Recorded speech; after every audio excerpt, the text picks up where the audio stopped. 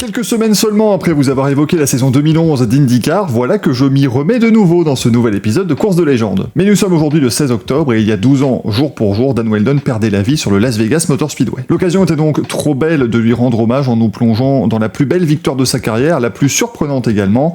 Voici l'histoire de l'édition 2011 des 500 miles d'Indianapolis. Champion 2005 d'IndyCar, vainqueur des 500 miles d'Indianapolis la même année, Dan Wheldon était véritablement l'une des stars de l'IndyCar. Seulement voilà, après 3 saisons passées au sein du Chip Ganassi Racing, il a signé pour 2 ans, 2009 et 2010, dans la petite structure du Panther Racing. Les résultats étaient donc logiquement moins bons, et pour début 2011, Dan Wheldon devait se résoudre à trouver un nouveau volant, probablement uniquement pour l'Indy 500. Tout miser sur Indianapolis n'est évidemment pas anodin. La course reste bien sûr la plus mythique du championnat et Dan Wheldon reste également sur 2 deuxièmes places consécutives acquises en 2009 et en 2010. Il a également remporté, je vous l'ai dit, la course en 2005 et en 2006 par exemple, il a dominé l'épreuve et seule une crevaison a mis à mal son opportunité de gagner. Début 2011 pourtant, les opportunités se faisaient rares pour piloter lors de cette épreuve mythique. Fin mars, Dan Wheldon annonce qu'il pilotera pour le Bryan Herta Autosport, l'équipe de son ami avec lequel il a fait équipe entre 2003 et 2005. Sur le papier, c'est plutôt l'histoire humaine qui attire l'attention, les équipiers étant de nouveau réunis, plus que le potentiel d'avoir de bons résultats en piste. L'équipe est en effet une toute petite structure qui n'a participé qu'à une seule course d'IndyCar dans son histoire jusqu'à ce moment-là. C'était déjà à Indianapolis,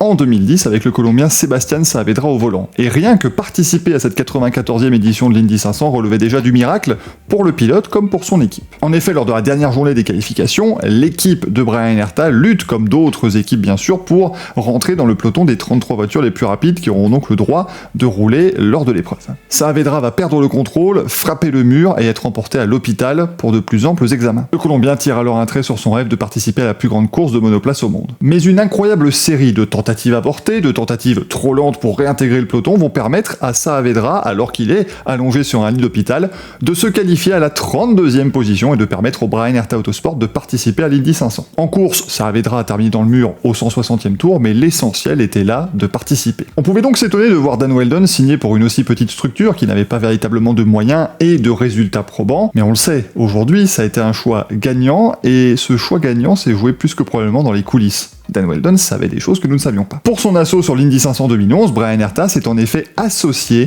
à Sam Schmidt, propriétaire d'équipe depuis 2001 en IndyCar, qui faisait lui son retour à temps complet dans la série avec le Sam Schmidt Motorsports et notamment la voiture numéro 77, pilotée par Alex Tagliani. Du coup, Herta et Wheldon pouvaient compter sur un châssis de chez Schmidt et également sur l'expérience de pas mal des membres de l'équipe afin de pouvoir directement performer à un meilleur niveau. Et le moins que l'on puisse dire, c'est que ce fut un choix inspiré. Toute la semaine d'essai, les voitures de chez Schmidt et Herta étaient particulièrement compétitives et le samedi en qualification, Alex Tagliani s'offre même la pole position des 500 miles d'Indianapolis. Townsend Bell, également pilote de chez Schmidt, partira en 4e position alors que Dan Wheldon n'est pas en reste puisqu'il s'élancera depuis la 6e position, ce qui lui permet donc d'être à l'extérieur de la 2e ligne de la grille de départ. Si les années précédentes étaient surtout dominées par Andretti, Penske et Ganassi, 2011 marquait véritablement une redistribution des cartes. Tout le monde s'était véritablement rapproché. Wheldon comptait bien en profiter, surtout qu'une telle opportunité pouvait ne pas se représenter dans un avenir proche puisque l'IndyCar allait changer de combinaison châssis et moteur dès 2012. Il fallait donc jouer sa carte à fond, et Dan Wheldon, c'est exactement ce qu'il va faire en ce dimanche 29 mai 2011. Et si chaque année les pilotes cochent véritablement l'Indy 500 comme la course à gagner, c'était encore plus le cas cette année-là. En effet, on a fêté le centenaire de l'épreuve, couru pour la première fois le 30 mai 1911 et remporté par Ray Harroun. Comme on le dit souvent, et comme on l'a dit notamment à propos des 24 heures du Mans en 2023, s'il y en a bien une à gagner, c'est celle-là. Dès le départ, Wheldon prend la 4e position derrière Tagliani, qui n'a pas pris un très bon envol et qui s'est fait notamment dépasser par Scott Dixon, qui prend les commandes de l'épreuve. Wheldon se fera ensuite dépasser par Townsend Bell, mais il s'installe confortablement en 5e position. La première neutralisation de l'épreuve intervient au 22e tour, lorsque Takuma Sato perd le contrôle et tape le mur. C'est l'occasion parfaite pour les pilotes de tête de rentrer au stand, changer leurs 4 pneus, remettre 70 litres de carburant. Dan Wheldon repartira de la pit lane en 6e position, et c'est à cette place qu'il prendra le restart quelques tours plus tard. La course sera restée sous drapeau vert quelques centaines de mètres à peine, puisque EJ Viso va également taper le mur dans le virage numéro 1. Dan Wheldon a eu le temps de se hisser en 5e position toutefois, et c'est à cette place qu'il prendra le restart au 34e tour, et là, la course va être relancée pour de bon. Tout de suite, le Britannique attaque Townsend Bell pour la 4e place, et lors du relais qui va suivre, il parvient à rester dans le rythme des voitures de Ganassi qui sont en tête de la course. Il passera d'ailleurs le quart de la course en 3e position devant Alex Tagliani, qui commence à perdre un tout petit peu en rythme au fur et à mesure des relais. La course est de nouveau neutralisée au 62e tour, cette fois-ci pour Jay Howard, victoire d'un autre pilote du Sam Schmidt Motorsports qui a perdu une roue en repartant après un pit stop. Weldon glisse ensuite à la 4e position, mais comme lors du relais précédent, il va profiter de son rythme supérieur sur les longs relais pour dépasser Tagliani, et c'est ainsi que lorsqu'il s'arrête au stand au 98e tour, il figure une nouvelle fois au 3e rang. Alors qu'on arrive à la mi-course, une chose est désormais certaine. Oui, les voitures de chez Ganassi sont extrêmement rapides, mais Dan Wheldon est clairement dans le coup cette année. James Hinchcliffe tape le mur pile au 100e tour à la mi-course donc de l'épreuve, qui est neutralisé pour la 4e fois. J.R. Hildebrand, qui a remplacé Dan Wheldon au sein du Panther Racing, est alors en tête de la course puisqu'il ne s'est pas encore arrêté au stand. Ce qui veut donc dire que le jeune rookie américain parvient à particulièrement bien gérer son stock de carburant. Ça aura son importance plus tard. La course reprend au 108e tour avec Dario Franchitti en tête devant Oriol Servia et Marco Andretti qui en ont profité pour se replacer aux avant-postes. Weldon est 6e, dans le bon peloton, et comme la majorité des pilotes, eh bien il commence à discuter un petit peu avec son équipe pour savoir s'il ne peut pas encore s'arrêter seulement 2 fois au lieu de 3, pour essayer évidemment de faire le moins d'arrêts au stand possible et de perdre le moins de temps dans la pit lane, évidemment. Il faudra donc économiser pas mal de carburant pour que cette stratégie réussisse. Dan Wheldon va s'arrêter une nouvelle fois au stand au 136e tour de course, et il avait d'ailleurs refait son apparition dans le top 5 à ce moment-là. J.R. Hildebrand, encore une fois, va très bien gérer son carburant et va s'arrêter au 140e tour, à 60 boucles donc de la fin de l'épreuve. Un pilote fera mieux, puisqu'il s'arrêtera un tour plus tard, il s'agit du pilote belge Bertrand Baguette. La course est de nouveau neutralisée au 148e tour, cette fois-ci c'est Alex Tagliani, le poleman, qui a tapé le mur, ce qui veut dire que du côté de chez Sam Schmidt, on n'a plus que 2 cartouches. Il reste Dan Wheldon et Townsend Bell. Très vite toutefois, il ne restera plus que Dan Wheldon, puisque Townsend Bell va s'accrocher au 158e tour avec Ryan Briscoe dans le premier virage, et ce sera l'abandon pour les 2 hommes. On relance l'épreuve à 35 tours du but avec Oriol Servia en tête, mais immédiatement le pilote espagnol va se faire dépasser par Graham Rahal. Derrière, Wheldon est encore aux portes du top 5 en 6e position donc, et c'est à partir de ce moment-là que plusieurs stratégies vont s'affronter. Wheldon, comme plusieurs pilotes devant lui, doit encore s'arrêter une fois au stand. Les leaders vont s'arrêter entre le 170e et le 180e tour de course. Ces arrêts laisseront la voie libre à une autre stratégie notamment utilisée par Danica Patrick et Bertrand Baguette qui se sont arrêtés dans la foulée de l'accident entre Ryan Briscoe et Townsend Bell. Ils se sont donc arrêtés à 40 tours de l'arrivée, et pour espérer l'emporter, il va falloir économiser beaucoup de carburant et surtout prier pour un drapeau jaune qui va justement permettre d'étendre leur fenêtre d'arrêt au stand. À 12 tours de l'arrivée, Bertrand Baguette dépasse Danica Patrick et prend les commandes des 500 miles d'Indianapolis. L'américaine s'arrête 3 tours plus tard, et les tours défilent, et on commence tout doucement à se demander si Bertrand Baguette ne pouvait pas aller réaliser un exploit absolument considérable. Malheureusement, le drapeau jaune tant espéré ne sera jamais arrivé, et Baguette va s'arrêter à 4 petits tours de l'arrivée. Ce qui va donc maintenant laisser la place au pilote sur une 3e stratégie. Selon toute logique, si on a bien suivi en tout cas ce qui s'est passé en course, on s'attend à voir Dario Franchitti, vainqueur l'année d'avant, débouler en tête et aller probablement s'offrir une nouvelle victoire à l'Indy 500. Sauf que non, c'est le rookie J.R. Hildebrand qui prend les commandes de la course parce qu'il a parfaitement géré encore une fois son carburant, se permettant de dépasser Dario Franchitti. À 3 tours de la fin, la situation est la suivante, Hildebrand mène devant Franchitti, Dixon et un certain Dan Wheldon.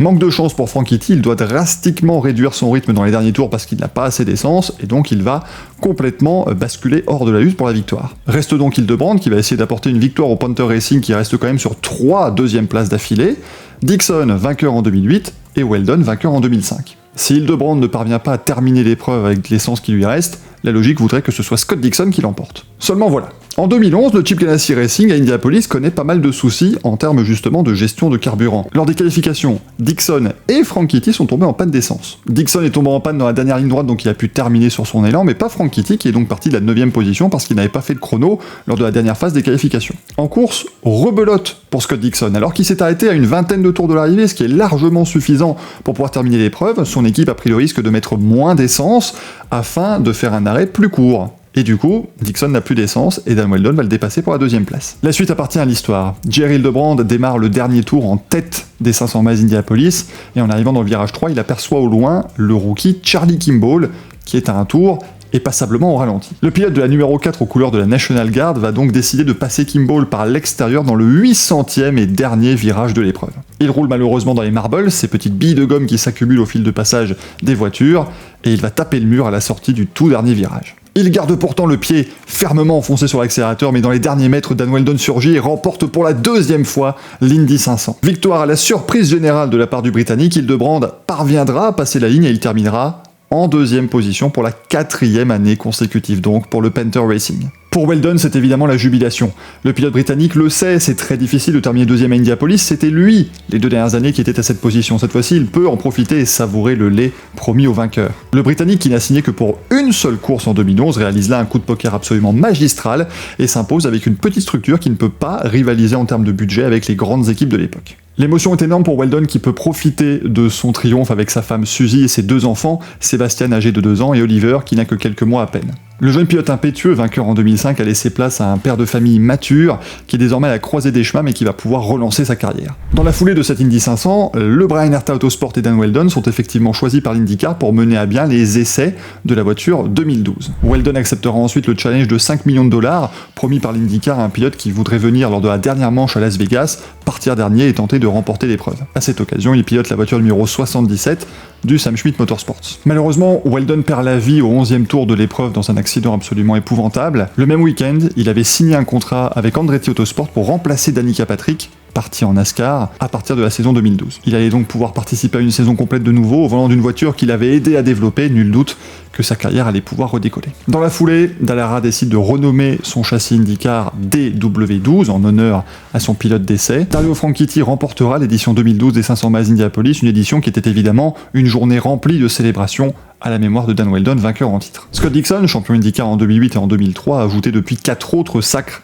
à sa couronne, mais il n'a toujours pas remporté une deuxième fois l'Indy 500. Bryan Herta a fusionné son équipe avec Andretti Autosport à partir de la saison 2016, engageant un certain Alexander Rossi, qui a remporté la même année les 500 miles d'Indianapolis, la 100e édition des 500 miles d'ailleurs. Bryan Herta est donc quand même le propriétaire des voitures qui ont gagné l'édition du centenaire, et la 100e édition, c'est plutôt pas mal. Sam Schmidt a continué d'engager des IndyCars jusqu'à la saison 2019, avant de s'associer à McLaren en 2020. Aujourd'hui, si McLaren détient 75% de l'écurie, Schmidt et son associé Rick Peterson conservent toujours les 25% restants. Pour Sébastien et Oliver Weldon, les fils du vainqueur malheureux de cette édition 2011, ils ont depuis démarré une carrière de pilote. Sébastien Weldon roule désormais en monoplace, son frère Oliver est toujours en karting, et ils ont signé des contrats avec Andretti Autosport en étant pilote de développement, avec un objectif clair, un jour participer aux 500 miles d'Indianapolis. Voilà pour ce 4e épisode de Course de légende, j'espère qu'il vous a plu. Si c'est le cas, évidemment, vous mettez un petit pouce vers le haut. N'hésitez pas à vous abonner, à partager la vidéo un maximum, parce que ce sont des histoires qui valent le coup d'être racontées. Et nous, on se retrouve très vite à la prochaine. Ciao, ciao!